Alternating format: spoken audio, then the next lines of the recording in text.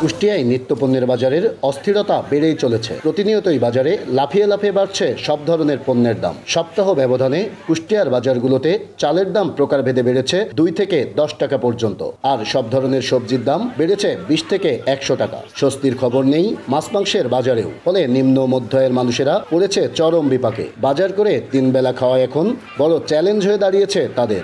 সবজি বা মুদিখানার দ্রব্য কেনার পরে সবজি কেনার টাকা নেই, সবজির দাম বেশি। কাঁচামরিচটা যদি 300 টাকা কেজিতে আমাদের কিনে খাওয়া লাগে, তো আমাদের মতন সাধারণ খেটে খাওয়া মানুষ আসলে আমরা পরিবার নিয়ে হিমশিম খেয়ে যাচ্ছে। এই যে লাগামিন ঘোড়ার মতো যে চালের দাম বাড়তেই আছে, তা আমরা সাধারণ ক্রেতা যাবো কোথায়? আর বাজারে দ্রব্যমূল্যের এমন অস্বাভাবিক দাম বৃদ্ধির কোনো যৌক্তিক কারণ না থাকলেও বিক্রেতারা দেখাচ্ছেন বরাবরের মতোই নানা অজুহাত। মিলাররা আসলে বলছে যে ধানের দাম বেড়ে গেছে, তো সেক্ষেত্রে আমাদের কিছু করণীয় নাই, আমরা 2 টাকার ভুক্তভোগী। বৃষ্টি হয়ে মোটামুটি সবজির গাছগুলো সব নষ্ট হয়ে গেছে। নষ্ট হওয়ার কারণে সবজির উৎপাদন কম হয়ে গেছে। কম হওয়ার কারণে দামটা এইভাবে বৃদ্ধি পাইছে। বাজারে আমদানি কম, তাই দাম বাড়ছে। এদিকে প্রতিনিয়ত দ্রব্যের দাম বাড়লেও বাজার মনিটরিং এর সাথে জড়িত কর্মকর্তারা বলছেন বাজার নিয়ন্ত্রণে নিয়মিত কাজ করছেন তারা।